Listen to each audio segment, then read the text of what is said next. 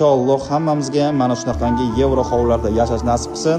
Mana shunaqangi chiroyli kattagina darvozaxonasi, letniy stalovoy zona qilib qo'yganlar va mana shunaqangi oppoq belosnechkali 4.2 sotiq yerga qurilgan yevro hovlimizni video obzoriga kelganmiz. Hovlimizni oldi qismi mana shunaqangi kattagina bo'lyapti hamda o'zini mana shunday kattaligida orqa hovlisi ham bor, hurmatli xaridorlar. Orqa hovlida o'zini letniy kuxnyasi joylashgan. Mana shunaqangi ajoyib landshaftli zonasi 3 urovenli bo'lyapti. Birinchi qavat, ikkinchi qavat hamda podval qismi. Hozir men sizlarga to'liq video obzorini ko'rsatib beraman. Hozir birgalikda ichki video obzorini ko'rib o'tamiz. Bu hovlimizni birinchi qavatini hashamatligini qarang. Juda ham chiroyli hashamatli yevro hovlimizni birinchi qavati.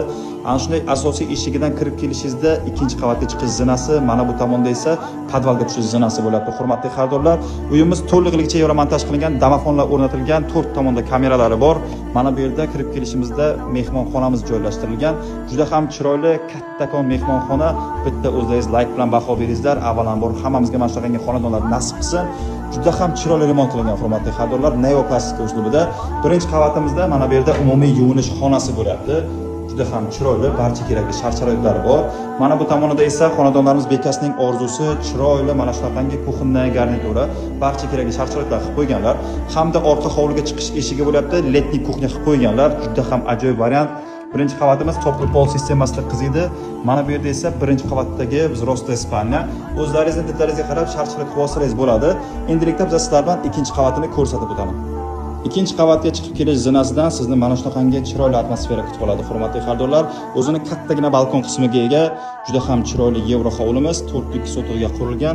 350 ming deb baholanibdi. Qimmatmi, arzonmi kommentariyada o'z izohlaringizni yozib o'tingizlar. Juda ham chiroyli qilingan, hurmatli mijozlarimiz. Hozir birin-ketin sizlarga ajoyib chiroyli xonalarni ko'rsatib beraman. Mana bu master bedroom. O'zini garderobli xonasi bilan umumiy yuvinish xonasiga ega. Uyimiz parovoy adaptatsiya sistemasida qiziydi. Mana bu yerda esa umumiy yuvinish xonasi bo'lyapti. Master bedroomning ichidagi umumiy yuvinish xonasi, mana bu yerda garderobli xonasi bo'lyapti. Keyingi xonasini ko'rsatib beraman.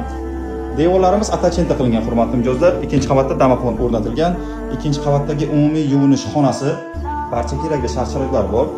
Mana bu yerda esa bitta детская spalnya. Kattagina детская spalnya, o'zlaringiz didlaringizga qarab shart-sharoit qilib olsangiz bo'ladi.